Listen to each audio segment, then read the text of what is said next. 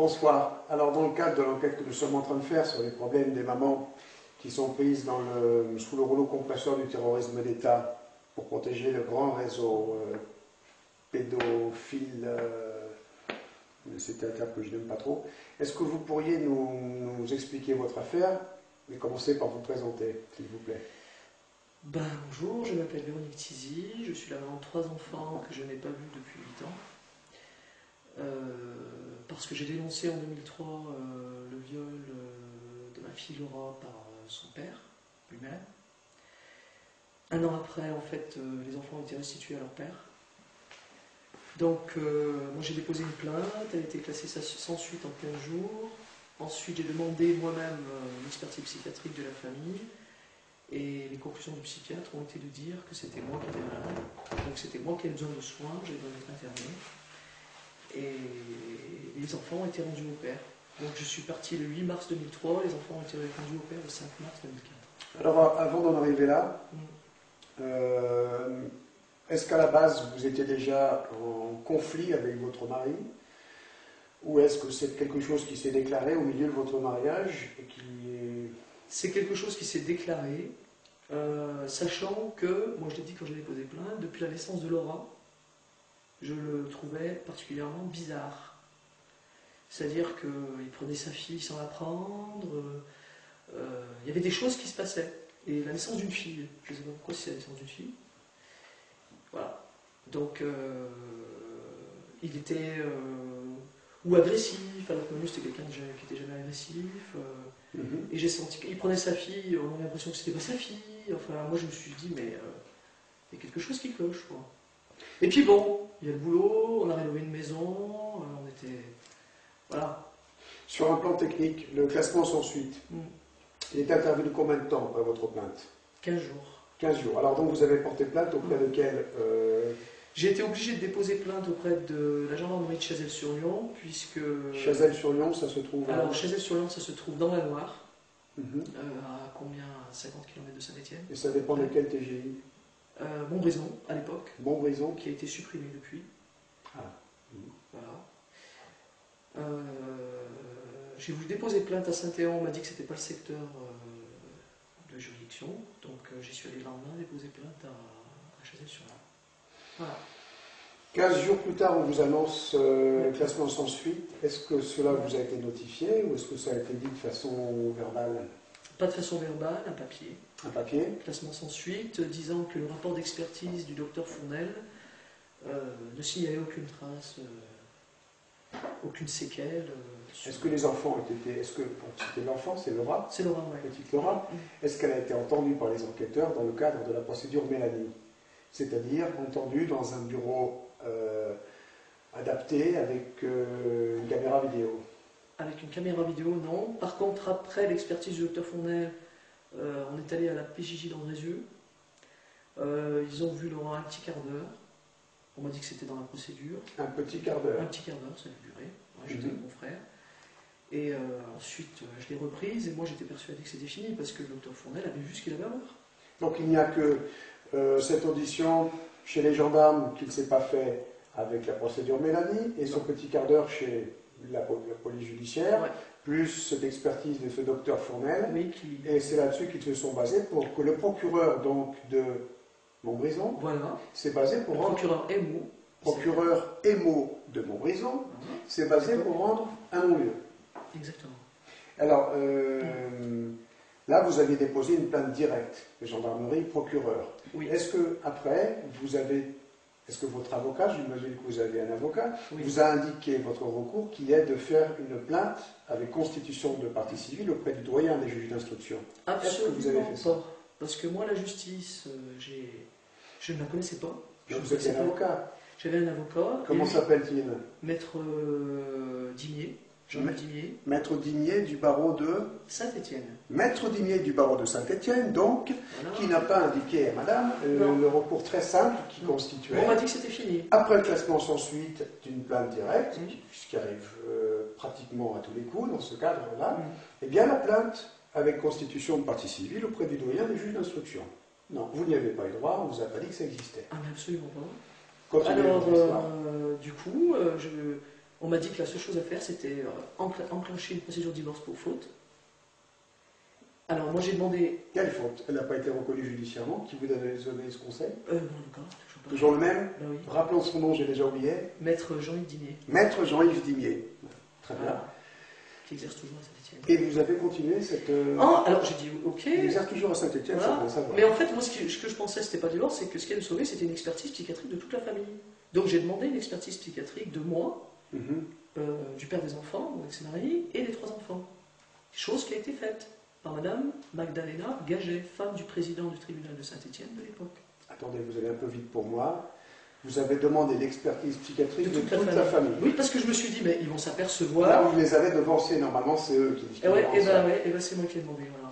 Et vous avez été expertisé par Madame Magdalena Gaget, qui est médecin psychiatre à Saint-Jean-Bonifond dans la Loire, et qui est, je l'ai su après, la femme du président du tribunal de Saint-Étienne de l'époque.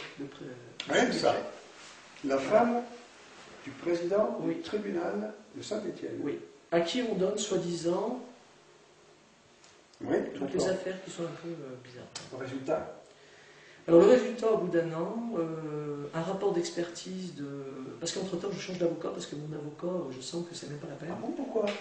Il avait l'air bien, ce garçon. Non. Alors on m'oriente vers Enfance et Partage, une association... Qui partage bien les enfants, on est au courant. Voilà. Et qui me dit... Alors d'abord, je suis reçu par un monsieur qui me dit... Je lui dis tout. Parce que j'ai compris depuis le début que c'était un complot. Et il me dit, est-ce que vous pourrez répéter ça de moi? Alors là, vous ne devriez pas employer ce genre de mots. Hein. Complot. Non, moi je dis que c'est un complot. Point. De toute façon, je le dis, ça fait 8 ans. Alors que je le dis, je continue de le dire. Hein. Et il me dit, est-ce que vous pouvez dire ça devant la présidente d'Enfance et Partage, demain? Est-ce que vous pouvez revenir demain? Je dis, il n'y a pas de problème. Je redis, il est content parce qu'à mon avis, il faut qu'il n'y ait pas que lui qui entende, il faut que tout le monde entende dans l'association. Et on me dit d'aller voir Maître Sarafian, une avocate, Maître Sarafian, une femme, je ne connais pas son prénom par contre. Qui fait partie de... Qui est recommandée par l'association. Enfance et Partage. Enfance et Partage. Voilà. Cette brave dame, je la vois une fois, je lui explique tout. Je la vois une deuxième fois, et là, d'entrée de jeu en arrivant, je pense qu'elle voulait tellement que je dégage qu'elle m'a dit ça. Elle m'a dit, ah, mais Madame Gréet-Sizier, vous savez, le tribunal de Montbrison, il a plein d'affaires financières à traiter. Ils sont débordés à Montbrison. Voilà. Donc là, moi, je me suis levé. J'ai dit, écoutez, je vais vous expliquer. Moi, je m'en vais. C'est simple. Et rappelez-vous, moi, je me rappelle bien de vous. Hein. Je me rappelle bien de vous. Et je vais aller voir l'association et je vais leur dire que les avocats qui recommandent, c'est même pas la peine d'y penser, quoi. Je lui parle du viol de ma fille, elle me dit que les affaires financières sont prioritaires au tribunal de Montbrison. Donc là, je cherche pas, je m'en vais. Je vais donner, entre parenthèses, entre-temps, une petite somme que j'ai jamais récupérée. Basta. Et donc, je vais voir un autre avocat qui s'appelle Maître Buffard, très connu, puisqu'il a écrit un livre et qu'il a défendu Chanal dans l'histoire des disparus de Montmelon. Les disparus de Montmelon, oui. Voilà. Et on me dit, c'est le maire. Alors, Maître Buffard, là, lui, Maître Buffard, au bout d'1 an et demi de procédure que j'ai déjà, que les enfants sont déjà partis, il me dit, mais on va constituer la partie civile. Enfin. Je lui dis, écoutez, Maître, il faut faire quelque chose, faites quelque chose, parce que moi, je ne pouvais pas ne rien faire. Il fait, ça ne marche pas. On fait appel, et je redemande une contre-expertise. Et là, je suis expertisé, moi, par le docteur Lemel de Lyon, qui cette fois me déclare une maladie, chose que le docteur Gagel n'avait pas dit. Je souffre de psychose délirante à thématique sexuelle. Voilà. Et que je suis extrêmement dangereuse pour moi-même et pour les autres, et qu'en général, ce genre de malades ne vont pas à l'hôpital tout seuls. En général, ils vont être internés sur un tiers, quoi, la famille, quelqu'un qui va décider de l'internement. Mais entre-temps, je suis enseignante en SECPA, c'est-à-dire section d'enseignement général professionnel adapté, c'est-à-dire que je travaille auprès d'élèves en difficulté scolaire. Je n'ai pas compris pourquoi j'avais encore mon travail, mais je l'ai encore. Ceci dit, 500 € de pension alimentaire, tous les frais de procédure, je paye les frais de procédure de la partie adverse et la mienne. Voilà. À Noël, je n'ai pas le droit de voir mes enfants, mais 600 € de pension alimentaire, augmentation de la pension alimentaire. Mon ex-mari m'a mis en saisivante. À votre rencontre, soyons bien clairs, c'est à vous mon qui la rencontre, versé. c'est moi qui la verse. Il m'a mis en saisivante aussi, parce que je voulais pas lui payer. Je lui ai dit franchement, les dommages et intérêts. Je dois des dommages et intérêts. Donc j'ai pas voulu les payer. Ça s'est cumulé. Donc il a fallu, il m'a mis en saisie vente. Tout d'un coup, il a décidé de me les réclamer, ses frais. Alors, il me manque deux petits éléments. Ouais. Vous avez la première expertise, on n'avait pas eu de résultat. Vous savez, l'expertise que vous aviez demandée, qui avait été faite par cet expert psychiatre. Dangereuse. La première, hein. La première, je suis dangereuse. La première, vous étiez Je suis juste dangereuse, je suis malade, je ne sais pas de quoi, mais je suis dangereuse. C'est à partir de là que les choses ont commencé à se retourner contre vous. Voilà. À partir de cette expertise. Exactement. Les enfants ont été rendus à leur père le 5 mars. Donc voilà, vous disiez tout à l'heure, 1 an et demi plus tard, un an. Vous n'aviez pas vu les enfants. 8-5 mars. Oui, 1 an. Voilà. Et c'est donc à partir de cette date-là que les enfants vous ont été retirés. Voilà. Les trois. Les trois. Pourtant, il y avait que la petite Laura qui avait accusé son père. Ouais. Est-ce qu'à un moment donné, les deux autres enfants ont manifesté des accusations? Oui, envers Nicolas, mon qui deuxième fils. Qui avait quel âge à l'époque? Qui à l'époque, Laurent avait 3 ans, donc lui il en avait 7. À quel moment est-ce qu'il a parlé? Dès qu'on est parti, il a eu une réaction très agressive vis-à-vis de son père. Papa, on va aller, tu pars, et ainsi de suite. Et là, j'ai commencé à expliquer pourquoi Nicolas, il avait du mal à parler, pourquoi j'avais l'impression qu'il était presque comme un autiste. C'est-à-dire qu'il avait du mal à être en société. Alors je me culpabilisais, je me disais que je n'avais pas fait, on se dit tout un tas de choses. Je l'ai envoyé chez l'orthophoniste, alors que son père d'ailleurs n'était pas d'accord. Je lui ai dit, je m'en fiche, je l'emmène quand même, parce qu'on a besoin d'aide. Donc quand on a besoin d'aide vis-à-vis d'un petit, on l'emmène. Oui. Et Nicolas, dans l'orthophoniste, il est pour ça. Voilà. Alors vous avez eu donc l'explication? Et là, j'ai eu l'explication, et je lui ai dit, papa, il t'a fait du mal. Oui, mais tu sais, maman, il ne faut pas que j'en parle, parce que si j'en parle aux gendarmes, papa, il m'a dit qu'il allait en prison. Je ne l'ai pas très bien entendu. Il m'a expliqué, oui. Si j'en parle aux gendarmes, tu sais, papa, il va en prison. Voilà. En quel terme est-ce qu'il a parlé des violences sexuelles? Il n'a pas décrit. Nico, il n'a pas décrit. Laura, elle avait 2 ans, elle a décrit. Qu'est-ce qu'elle a décrit, Laura? Papa pique les fesses, hein. Aïe, aïe, aïe, aïe, aïe, aïe. Papa pique les fesses. Et maman, elle est en colère, alors toi, tu piques plus les fesses, hein. Et moi, j'ai constaté l'anus, quoi. Et puis j'ai constaté que j'avais perdu ma ceinture et qu'à mon avis, il l'attachait avec une ceinture, qui était la mienne. Et j'ai pas retrouvé de doudou non plus, d'ailleurs. D'après vous, il attachait la petite qui avait 2 ans à l'époque? Ouais, il l'a attachée, il a laissé un préservatif dans les toilettes, et je comprends pas pourquoi, parce que normalement, on ne laisse pas de traces. Dans les toilettes, c'est-à-dire? Dans les toilettes du haut, chez nous, là où on habitait, quoi. Avec du sang. Moi, dans les toilettes, ouais. Familial, ouais. Et quand je lui ai demandé d'ailleurs s'il avait mis un préservatif, il m'a dit, tu penses que j'ai mis un préservatif pour pas que ça se voit? Je lui ai dit, je sais pas, Manu, pourquoi tu as mis un préservatif? Parce que ce qu'il faut savoir, c'est que mon mari m'a dit qu'il l'avait fait et qu'il était couvert. Oui, parce qu'excusez-moi, tel que vous vous en parlez, tel que vous en présentez, on dirait que ce n'est pas une surprise du tout pour lui. Non. Cette accusation. Non, pas du tout. Qu'est-ce qu'il fait comme métier? Il est plâtrier peintre. Il est plâtrier peintre, il a quel âge? Il a 41 ans, il a un an plus que moi. Est-ce que vous voulez dire son nom? Emmanuel Graël. Emmanuel Graël. Emmanuel Graël. D'après vous, est-ce qu'il a des relations? Parce que si l'affaire s'est retournée ainsi contre vous... J'ai compris depuis 8 ans qu'il avait des relations, oui, en franc-maçonnerie, à mon avis. En franc-maçonnerie? Ouais. Vous avez d'autres indices qui peuvent recouper cette... Quand je lui ai dit, Manu, je vais descendre à l'hôpital parce qu'à mon avis tu as fait ça, il a pris la voiture, il est revenu un quart d'heure après, il m'a donné les clés, il m'a dit, maintenant, vas-y. Voilà. Il m'a laissé partir avec Laurent, j'avais quand même le dénoncé. J'allais quand même à l'hôpital Nord. Donc j'y suis allé. Alors à mon avis, il est allé voir sa très chère maman, qui connaît plein de monde. À mon avis, qui connaît M. Maurice Desfarges, qui était conseiller général et qui a démissionné un an après d'ailleurs, qui était conseiller général à Gramont, dans la Loire, qui connaît bien M. Pascal Clément, qui est devenu garde des Sceaux. Alors, Pascal Clément, Maurice Desfarges, conseiller général. C'est ça, le conseiller général, oui, à l'époque, qui a démissionné après. Et la mère de votre mari, ou ex-mari, je ne sais pas. Oui, ex-mari. Oui. Ex-mari, qui s'appelle Madame Claudette Graël.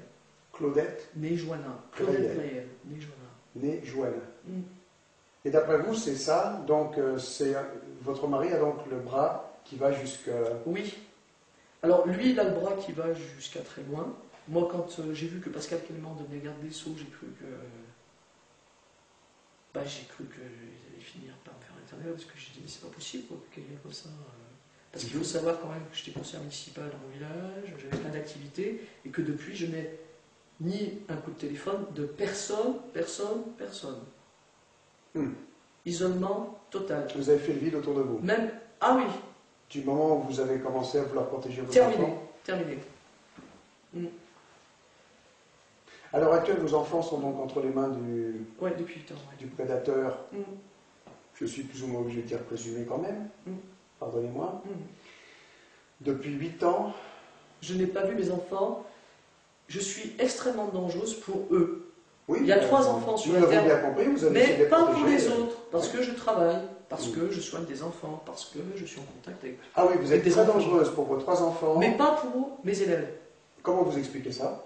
Eh ben moi, au début, je me suis dit, bah, mon boulot, je vais dire au revoir à mon travail, quoi.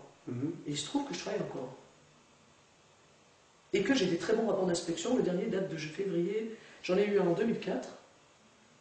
Alors ils ont cru bon de m'amener l'inspecteur parce qu'ils se sont dit, t'es un plan, on ne va pas y arriver. Sauf que j'y suis arrivé. À mon avis, c'est ça. Et j'en ai eu un cette année, le 22 février 2011. Et j'ai un rapport d'inspection qui est excellent. Oui, c'est pour le moins surprenant. Vous n'avez pas d'explication à ça? Je n'ai aucune explication à ça et je ne comprends pas même. Je le dis, hein, je le dis quoi. La procédure judiciaire est en est où? C'est-à-dire que vous m'avez dit ce que vous aviez lancé. La première, plainte directe, classée sans suite. Classée sans suite. Deuxième, plainte avec constitution de partie civile. Non-lieu. Non-lieu. Je refais appel sur Lyon et je demande une contre-expertise. Oui.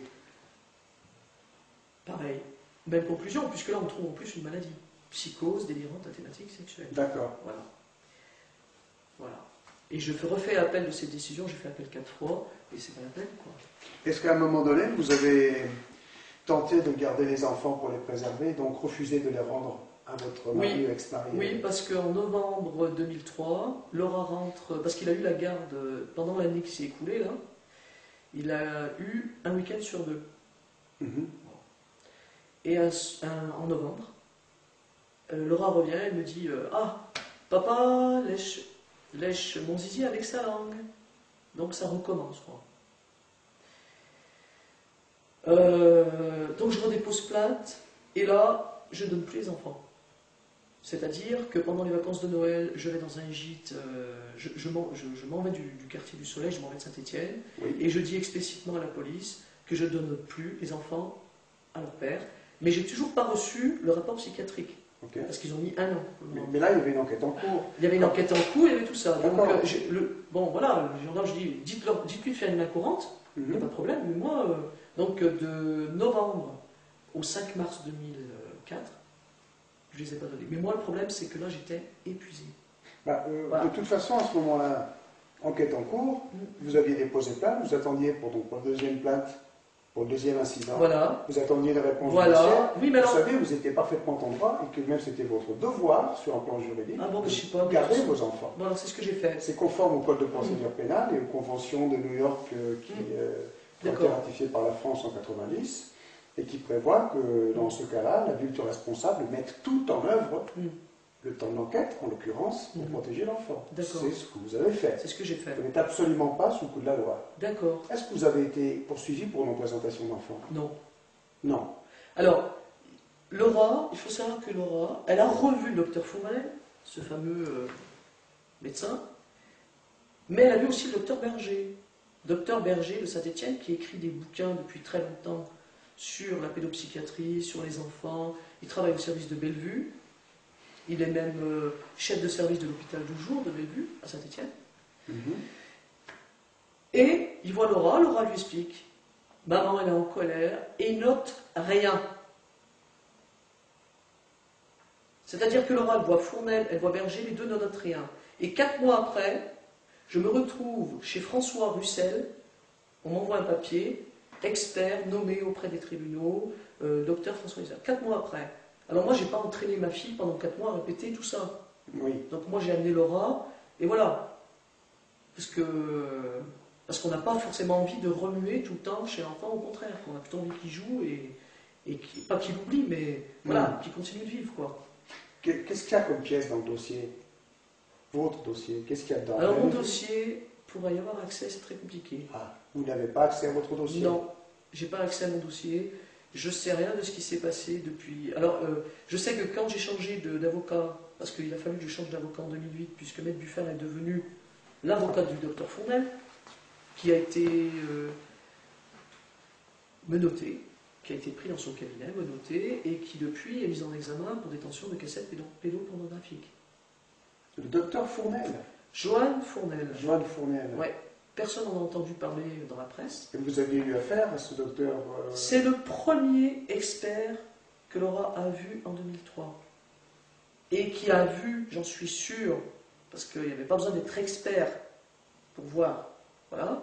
Il était là à son bureau et la seule question qu'il m'a posée, c'est: est-ce que vous avez Internet, madame? Et à l'époque, moi, j'avais pas Internet. Je lui ai dit bah non.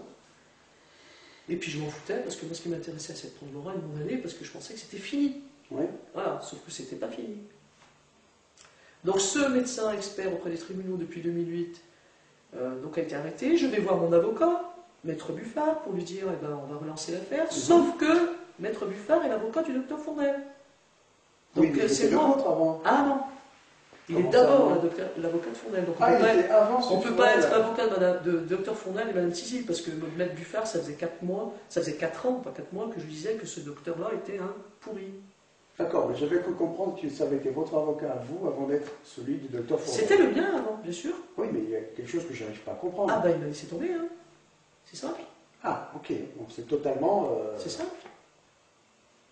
Voilà. Et c'est même pas lui qui a eu le courage de me le dire, c'est une dame dans le bureau à côté. C'est totalement hors du cadre déontologique, ça. Ah, mais la déontologie... Oui, c'est un mot difficile de nos jours, voilà. Surtout en matière judiciaire. Voilà. Donc, je me retrouve chez Maître Galetti. Maître Galetti. Excusez-moi, je vous fais répéter pour qu'on entende bien le nom des intervenants. Maître Robert Galetti, qui est toujours mon avocat actuellement. Oui. Et lui, quand je vais le voir, il me dit: c'est pas possible que vous ne voyez pas vos enfants. Déjà, c'est pas possible. Donc, on va user de stratégie, on va pas parler de la plainte, on va dire que vous voulez voir vos enfants. Mais on va pas parler de la pédocriminalité, tout ça. Alors moi, je joue le jeu parce que je veux les voir, mes petits. Vous n'avez pas l'impression que c'est un peu du chantage qu'on veut vous faire? Tant pis. Vous faire lâcher... À l'époque, non, mais je lâche pas l'idée, je lâche pas la plainte. Oui. Mais je veux voir mes petits. Donc, je suis prête à jouer le jeu, en fait. Mais le problème, c'est que on a travaillé 2 ans ensemble. Il m'a demandé d'aller voir un psychiatre qui connaissait très bien. 2 ans? Pendant 2 ans, vous n'avez pas eu plus de résultats? Non, 2 ans de plus, parce qu'il a attendu que j'ai un rapport psychiatrique d'un ami à lui, le docteur Olivier Drevon, qui est chef de service à Saint-Victor-sur-Loire, et il me demande d'aller le voir tous les mois, pour qu'à la fin, il fasse un rapport sur mon état de santé. Qui s'aggrave? Qui s'aggrave. Très fort. Nous en étions. Voilà. Ah, j'ai oublié de vous dire que Buffard, j'avais fait le même parcours avec le docteur Froissart. Je ne sais pas si je vous l'ai dit. Non, je n'ai pas entendu ça. Alors je suis allé le voir pendant 9 mois, et au bout de 9 mois, j'en ai tellement marre parce que ce brave monsieur, il s'endormait en face de moi chaque fois que je lui parlais. Docteur Froissart. Froissart, qui travaille au CMPP, Enfance en difficulté, à Saint-Étienne. Ben voyons. Voilà. Je l'ai rencontré dans le cadre de mon travail. Ok. Et au bout de 9 mois, je lui dis: docteur, il faudrait que vous me fassiez un papier. Et là, il me regarde. Vous êtes arrivé à la réveiller? Alors, et il me dit: pourquoi faire? Vous êtes arrivé à rester poli? C'est terrible. J'ai failli lui dire... C'était très difficile, en fait. Parce que moi, j'ai toujours joué calme. Je lui ai amené le rapport de Gaget. Je lui ai dit: voilà, j'ai toujours donné les papiers. J'ai jamais caché les papiers. Moi, je les ai bien montrés, au contraire. À tout le monde, les amis, tout. Voilà. On se dit ça de moi. Qu'est-ce que t'en penses? Voilà. Donc, je suis allé voir les psychiatres. J'ai dit: voilà, il y a tel psychiatre qui dit ça de moi. Vous, qu'est-ce que vous en pensez? Et j'ai fait la même chose avec Olivier Drevon et Maître Galetti. Pareil, je l'ai vu 9 mois. Alors, le docteur Drevon, il dit que j'ai cessé, je ne sais pas où il a entendu ça, parce qu'il y a des faux. Dans ce que je dis, il y a plein de choses qui sont écrites que je n'ai pas dit. Que j'ai cessé de mélanger mes problèmes conjugaux avec... j'ai cessé d'utiliser mes enfants pour régler mes problèmes conjugaux. Alors que nous l'avions souligné à un moment donné, c'est bien les agressions sexuelles sur vos enfants qui ont déclenché le problème conjugal. C'est fantastique, mais c'est extrêmement grave ce que vous dites. La manipulation de déclarations. C'est terrible. Il y a des choses qui sont écrites dans mes rapports psychiatriques que je n'ai pas dit.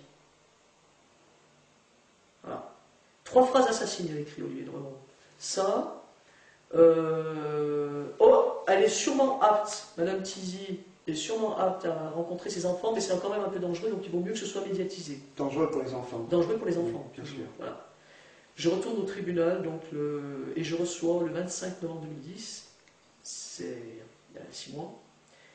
La juge me laisse entendre à la sortie du tribunal que je pourrais certainement les voir à Saint-Just-Saint-Lambert dans un cadre médiatisé avec des gendarmes de partout, la sécurité basse. Donc moi je m'en fiche à l'époque parce que je suis content de les voir.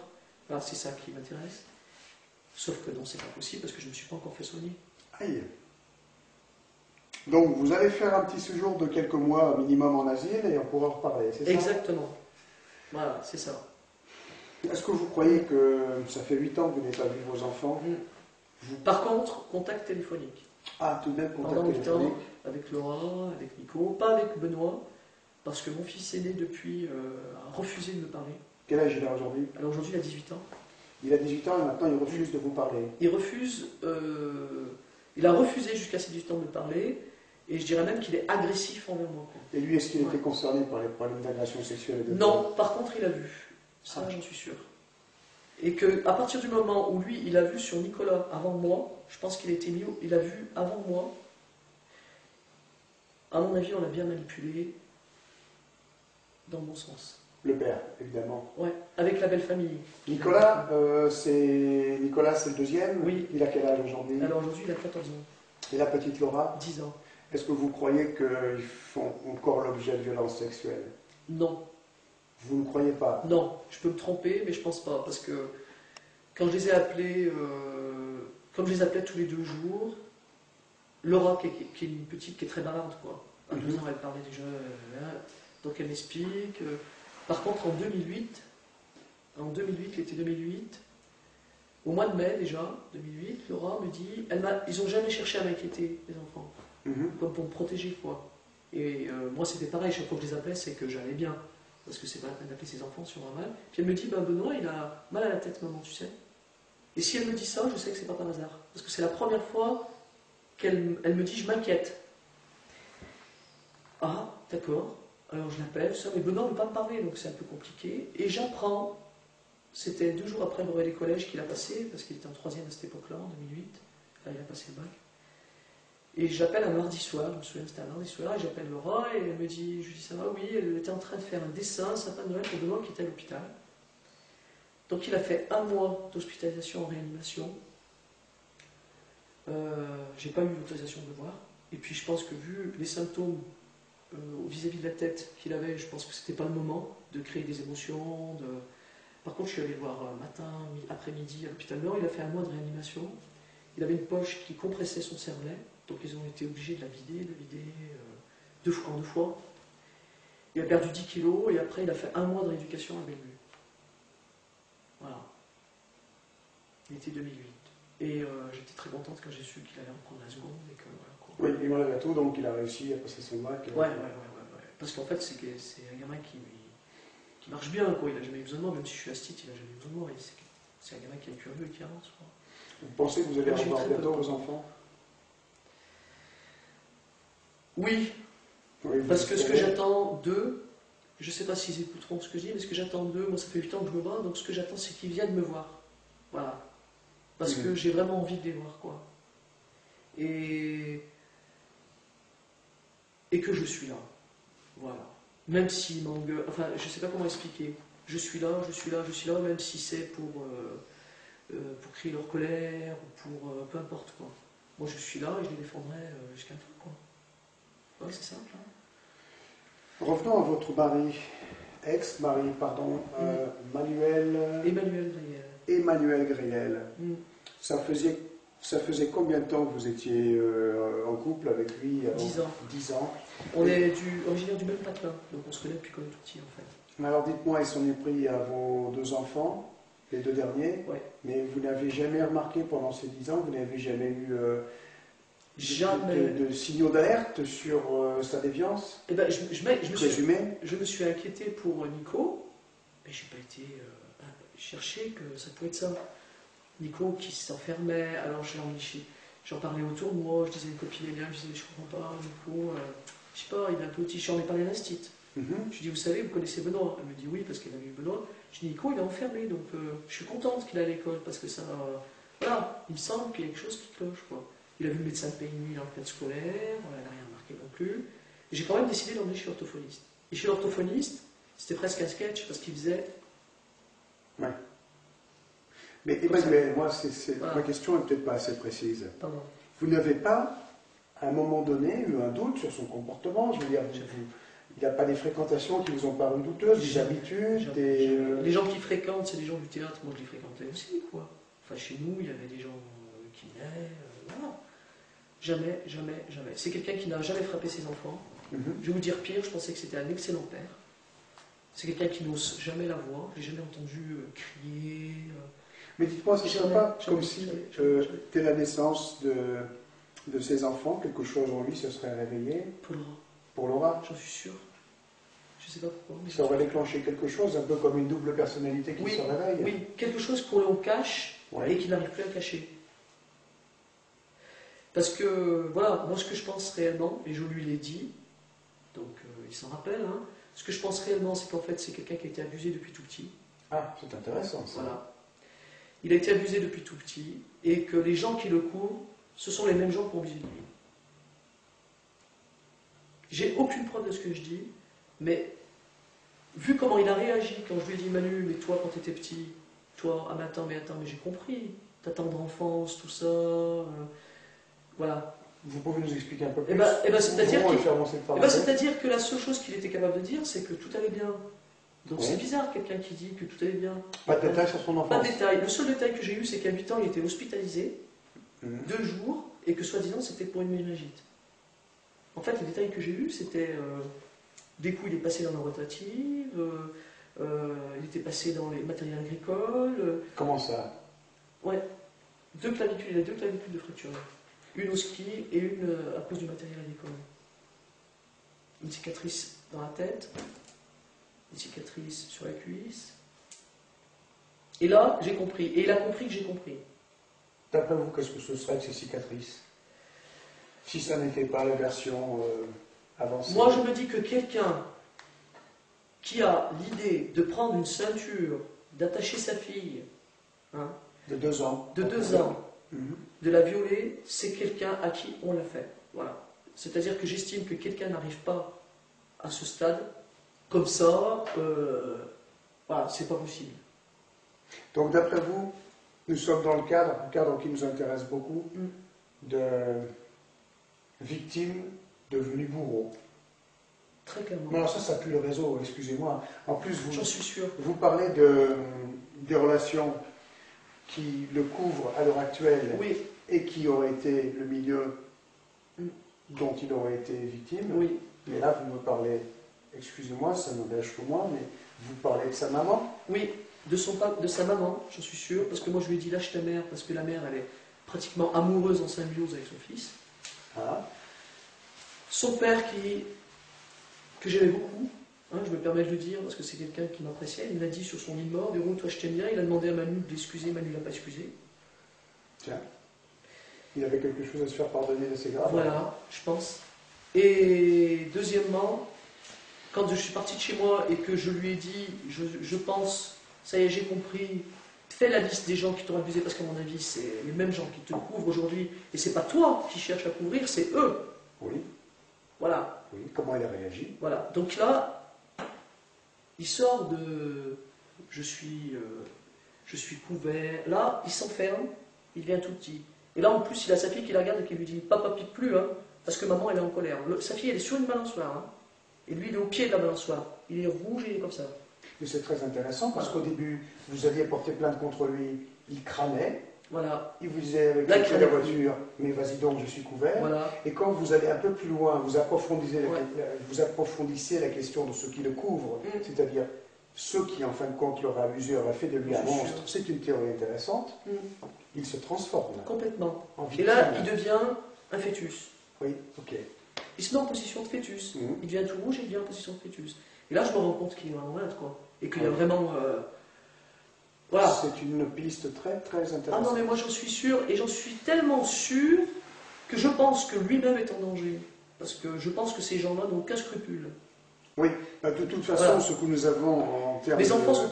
en termes de faits, c'est Voilà. que vos enfants ont essayé d'avoir justice par votre intermédiaire, que, comme d'habitude, c'est systémique, c'est systématique dans les cas que nous traitons. La justice s'est retournée contre vous par un tour de passe-passe, qu'aujourd'hui c'est vous qui êtes menacé d'aller en asile psychiatrique, Voilà. soyons clairs, Ah oui, bien c'est sûr. bien ça, Oui, c'est ça. et que ce sont les petites victimes qui sont entre les mains de leurs bourreaux Exactement. présumés. Exactement. Et que il faut absolument que ça s'arrête, quoi. Ouais, ben, je n'ai pas une bonne nouvelle pour vous, les choses ne semblent pas se prendre une direction plus favorable en France. Vous savez, est-ce que vous Parce savez... que je me suis aperçu que j'étais pas seul, qu'il y avait plein d'histoires. Là, oui, c'est affolant le nombre Voilà. de cas qui existent. Et à mon avis, c'est un réseau qui existe depuis longtemps. Hein. Parce que moi, j'ai 40 ans, on a un ex-mari en a 41, donc ça date déjà. Oui. Oui. Voilà. Et le pire, et c'est ça qui m'énerve, c'est que je pense que tous les gens de ces petits villages, ils savent. Ils savent que Manu est abusé. Il y a des adultes qui savent. Pour une bonne et simple raison, c'est que quand ma mère a téléphoné à un de mes oncles, c'est quand même grave le viol d'une petite de 2 ans, il a dit ça ne m'étonne pas. Mon oncle, ça ne m'étonne pas. Vous n'avez pas pu lui tirer les verres du nez? Ah non, parce qu'après, c'est bouche cousue, il a une entreprise. Hein. Bon, il est décédé depuis, le pauvre, mais quand on a une entreprise, c'est encore pire, je crois. Ah bon? Ouais. Ben, Voilà. c'est un courage. Enfin bon, il est décédé. Voilà. Oui. Vous n'avez pas croisé sur votre route quelques associations. En France, on partage, ne m'en parlez pas, Bien nous sûr avons que compris. si. Mais d'autres associations. L'Enfant Bleu. L'Enfant Bleu, oui. L'Enfant Bleu, Madame Mesguich, qui a une antenne sur Lyon, me dit vous inquiétez pas, on va s'occuper de vous, parce qu'en plus, on est en train d'installer une antenne sur Saint-Etienne. Ça me fera moins de voyages. Donc, il y a une antenne qui est installée à la terrasse. Je leur fais le dossier, je leur explique. Et ce qui m'a fait lâcher l'Enfant Bleu, parce que bon, il joue au psy, mais moi, j'ai pas besoin d'un psy, j'ai besoin de justice. Je crois que vous en avez vu assez. Voilà, c'est bon. Là. Oui. Voilà. Et quand Fournel est arrêté en 2008, mais ça leur paraît complètement... ah oui, mais il est présumé. Je dis, mais vous fichez moi. Vous, association, vous n'êtes pas au courant que... Alors ils font tous, ils sont pas au courant. Donc là, j'ai laissé tomber l'Enfant Bleu. Coupez l'instant. Voilà. On va reprendre. Oui, oui. L'Enfant Bleu, alors, vous avez des précisions intéressantes sur l'Enfant Bleu? Oui, parce que je me suis aperçu il n'y a pas longtemps que l'Enfant Bleu, la fondatrice de l'Enfant Bleu, c'est Lorraine Roussel, qui est soupçonnée d'actes de pédophilie sur sa fille Sarah Chabilan avec l'Instit, et que c'est elle, non seulement elle a fondé l'association L'Enfant Bleu, mais en plus elle a écrit un livre sur sa propre vie, maltraitance et ainsi de suite. Voilà. Lorraine Russell, et Lorraine Russell, on peut recouper aussi le nom de famille avec le docteur Russell qui a expertisé, François Russell, qui a expertisé Laura pour la deuxième plainte. Il y a un lien de parenté? Je ne sais pas. Vous ne savez pas? Je ne sais pas. Mais par contre, ce dont vous êtes sûr, c'est que Lorraine Elle a Russell, fondatrice. Ah oui, ça je sais. fondatrice de l'Enfant Bleu, Ouais. était la personne qui avait été... Qui est mise en examen pour pédophilie sur sa fille. Sarah Chabilan. L'affaire Sarah Chabilan. Ouais. Ok, Voilà. merci pour cette précision. L'Enfant Bleu, donc, Donc je laisse tomber l'Enfant Bleu en 2008, puisqu'il n'y a aucune réaction de la part de cette association quant à l'arrestation du docteur Fournel, dont je crie sur les toits depuis 6 ans que c'est quelqu'un qui a vu et qui n'a rien écrit. Donc j'ai compris que c'était pas la peine de compter sur eux. Quoi. d'autres de ce même... de cette Non, même famille, ça non suffit. Ça suffit. Ouais, ça suffit. Oui. Parce qu'il nous épuise. Hein. Donc ça suffit. Est-ce que vous avez rencontré sur votre parcours quelques enquêteurs, quelques gendarmes, policiers ou magistrats qui essayaient de vous aider tout de même? Donnez-nous un peu d'espoir, un petit peu de... Moi je pense que Maître Galetti est tombé des nues, parce qu'il croyait vraiment que j'allais revoir mes enfants, mon ami avocat.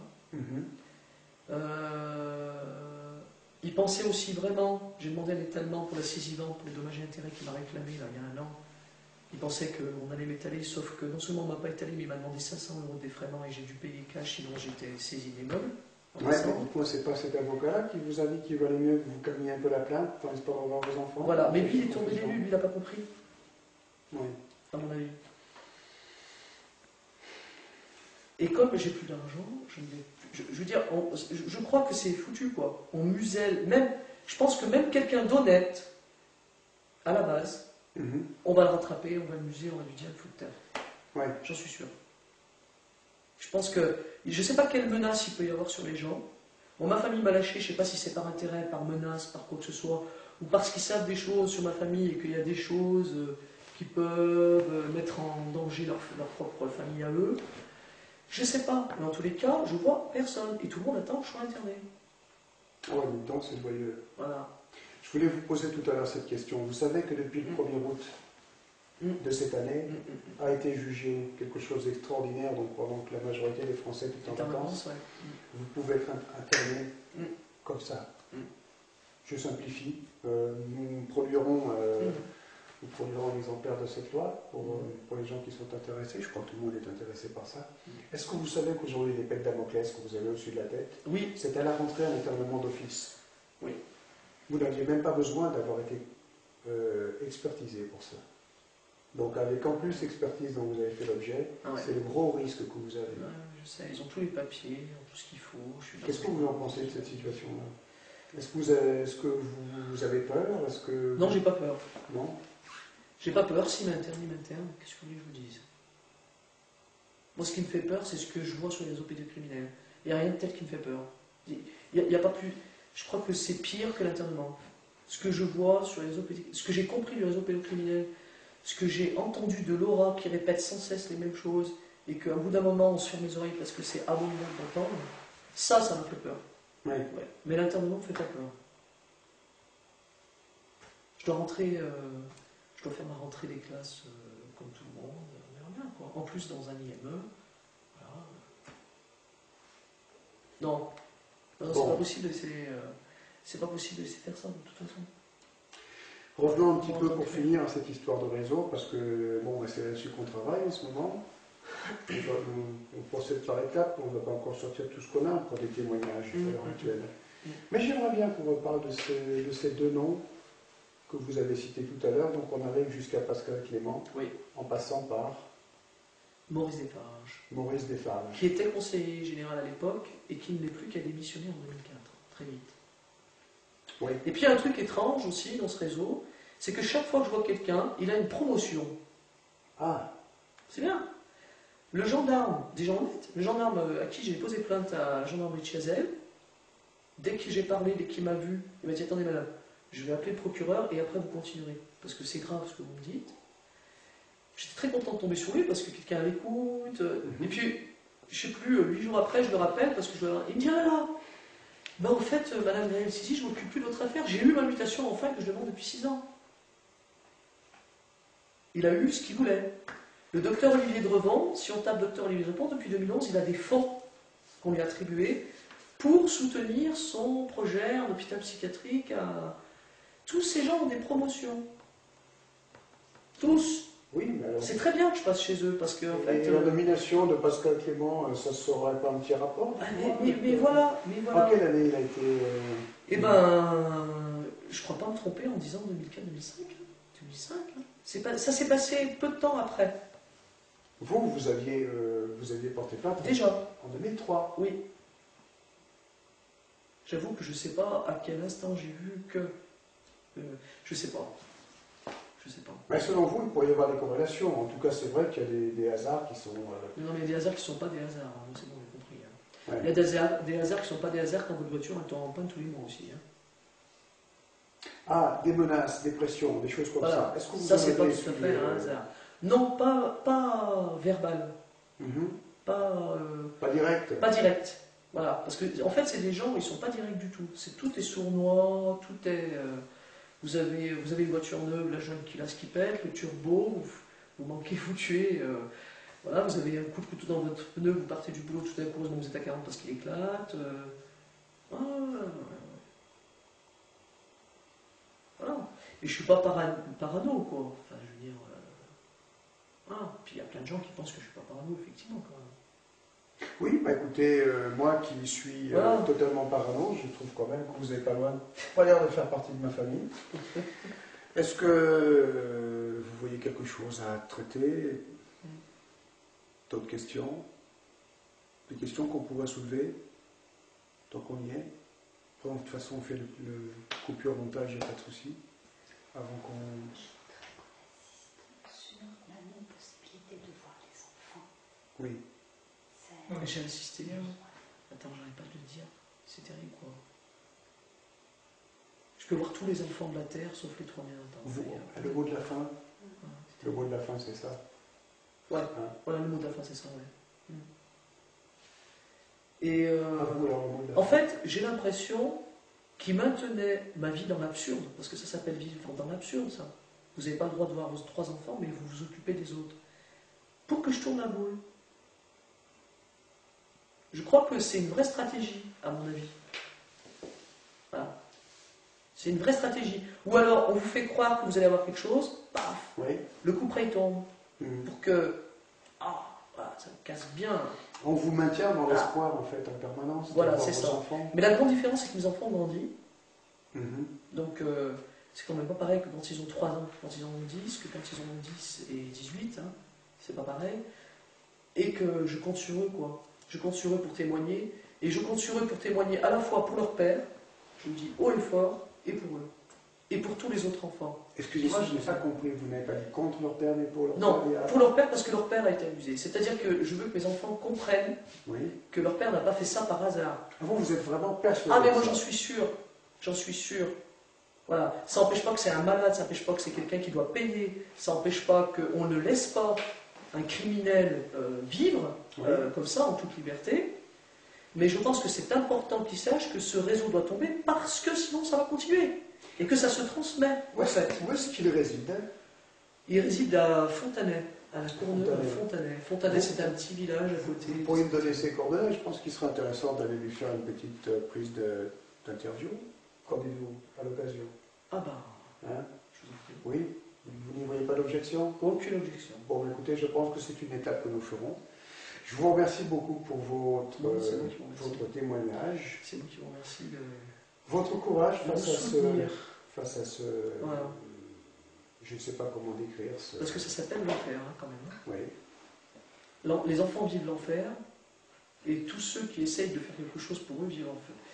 Voilà, faut aussi qu'ils vivent l'enfer, quoi. Ça va de pair, quoi. Je pense... Mais je pense que les enfants sont premiers. Oui, je pense que notre imposture sociétale est à l'enfer. Mm. Quand on arrive à voir tout ce qu'il y a derrière, tout ce qui constitue la face cachée de ces magnifiques réjouissances qu'on nous donne en pâture pour nous abrutir un peu plus. Bien, eh bien écoutez, bon courage, faites Merci. attention à vous. Moi j'espère que, sincèrement, que vous allez Faites attention trouver à le vous. moyen d'échapper Faites à attention à votre vous aussi. internement. On a besoin des gens comme vous. Hein. Comptez sur moi, je vais Merci. essayer encore d'éviter l'internement aussi. Voilà. Merci beaucoup.